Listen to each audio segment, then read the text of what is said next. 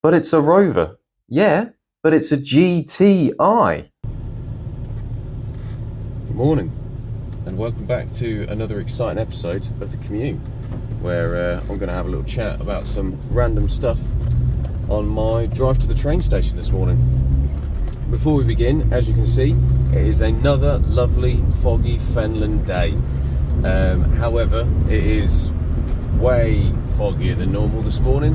I have absolutely no idea why. We're currently looking at around about 8 minutes past 5 in the morning, so a nice early start.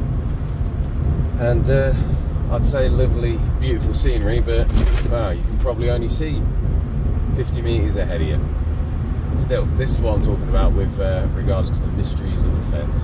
Anyway, what I wanted to talk about today was in the news.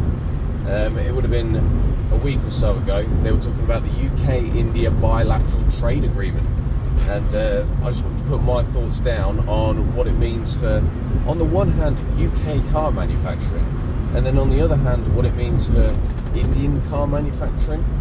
So one of the key beneficiaries, should I say, of this trade deal happening is quote unquote British car company JLR. Now, I'm sure as many of you are aware, Jaguar Land Rover is owned by Tata Motors, and Tata Motors is a Indian company. I believe it's one of the largest, if not the largest, Indian conglomerates that they have. Now, one of the key benefits of this is, just like I guess in the US where certain large companies can have leverage and sway, I would have thought that Tata Motors / JLR would have had a little bit of leverage towards what goes into these UK tariff and quota conversations that were happening. So I suppose a little bit of background to it. The trade deal is taking 3 years to get in. It covers a myriad of products. I suppose the UK key ones were things like whiskey imports, component imports. The key export ones were higher value vehicles, which would be your luxury cars, where JLR sits, alongside things like food prices and various other products. Now, just looking at the automobiles, which is a weird way of saying it, that's a very looking at the automobiles, looking at the cars, value of JLR is, so at the moment, whenever a vehicle is imported into India, it's got 100% tariff on it, which essentially means that your £100,000 Range Rover here is £200,000 there. There might be slightly different pricings. It'll be done in rupees and lakhs and all that sort of stuff, but just for ease, we'll stick with pounds and pence. So your £100,000 vehicle becomes a £200,000 vehicle, which not only makes the car even more expensive, it pushes it far out of the reach of any normal individual. Even then, you're still, I suppose, removing quite a large amount of your premium trade vehicles, or premium trade customers, should I say. Now that 100% tariff is due to drop down to 10, which, don't get me wrong, on a £100,000 vehicle is still 10 grand. However, you've then opened up a myriad of individuals that will then be able to purchase, say, JLR product. Now, if this was the old days and you still had the normal looking XJs and the F-Type and so forth and so on with Jaguars, lower cost vehicles, you never know, that could have bolstered sales tremendously, and we might not have seen the death of ICE cars in Jaguar, which would have been rather quite nice. But then on the flip side of things, and this is a completely different topic, I suppose, if people weren't actually purchasing Jaguar products, then their change may have been warranted, even if it is stylised in a fashion that personally I don't like. But then again, you know, what's it called? Beauty is in the eye of a beholder. Well, the customer's always right, it matters of taste or whatever they want to say. But still, the more important bit that I wanted to get onto was, what does it mean for Indian companies coming to the UK? So I've been looking into this, and I found it very difficult to try and find out what the import tax and taxes are on vehicles that come from India that are going to go to the UK. Everybody seems to be talking about this headline number of bringing in these reduced tariffs for luxury vehicles going into India, and saying how great it's going to be because more vehicles are going to be produced and sold in the UK and then exported out to India. But what about cars that are built in India? What about those cars that are going to be from there that potentially could come here? Because there's still reduced tariffs on those vehicles, and I have yet to be able to see what they are. The loosest information I've got is most import tariffs for products coming from India are being reduced to 0, including products such as automobiles, so completed cars, which would be mental, because you got to remember that Tata Motors, essentially the last MG Rover was a Tata Motor. It was a city Rover. Yeah, it got panned by James May, fair enough, and at the end of the day it was priced wrong. That was my thoughts and feelings on it. It was just priced wrong. If they were a bit more subjective with the cost, and then at a later point developed it so it probably didn't have that Peugeot lump in it, and maybe had the K series, you never know, it could have done alright. But once again, different story. That was a Tata Motor, and Tata Motors out there, Tata's still poised as like a more entry-level brand. They've got premium models, but they're a lower cost brand to some of the other vehicles. I mean, there's a Shock Leyland, which at the end of the day, that particular company, which used to be, I believe, a Shock Industries, actually had a joint venture with British Leyland in the mid-1950s, which is why it became a Shock Leyland. So you've got a British manufacturer in your title. Fair enough, not the one you want to really be associated with, but that's not the point.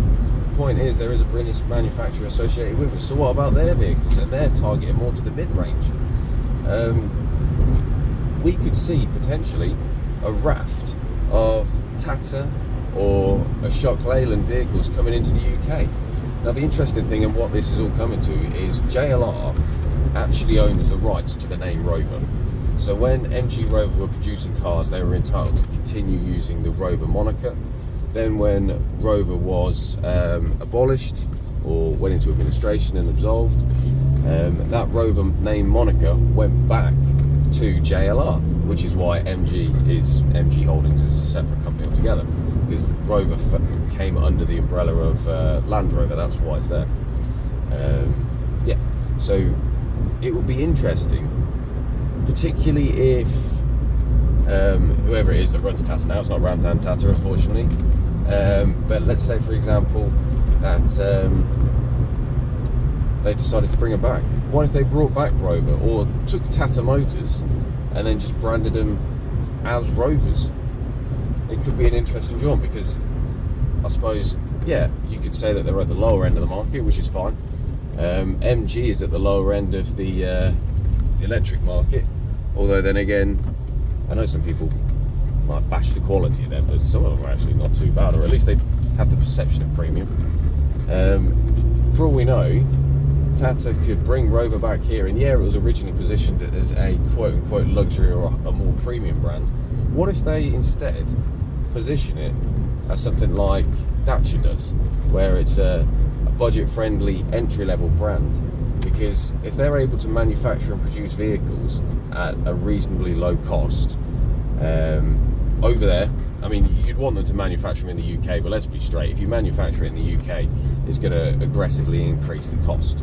So more than anything, maybe at least manufacture the components and the parts and all those bits over there, get a UK factory knocked up so that they can just be put together, and well, because there's one in Luton at the moment that potentially could be used. Yeah, I know it's retrofitted out for electric vans, but it could potentially bring industry back to Luton. Fucking flipping, I suppose they could make electric Tata vehicles. I don't even know if they do make electric vehicles, Tata. I'll have to look into that. But you could potentially bring industry back to Luton, saving 1,000 jobs. Yeah, they'll be working for Tata and Rover as opposed to Vauxhall, which I suppose people have worked with for God knows how many years. But if it saves the jobs, it saves the jobs, and I suppose it also helps benefit and builds people's care and want for the brand if they're willing to come in, invest the money, and then I suppose support UK infrastructure and UK business. And then you've got at that point a foothold within inside the United Kingdom to manufacture your vehicles. You'll get vehicle sales out of it. Lower cost vehicles, everybody needs them, and there seems to be a distinct lack of them knocking about. It potentially could help bolster up people getting onto the car ladder, getting good value transport, bring back a classic British mark, and at the same time bring jobs to the area, which, you know, that could be really beneficial for people. Yeah, imagine that, the PR side of that thing. Buy a Rover because we've saved 1,000 jobs in a manufacturing town. We've got closer bilateral trade agreements. I mean, I don't see why it wouldn't work. Except for, I know there's a little bit of badge snobbery with things, but badge snobbery went away a lot when people bought Dacia.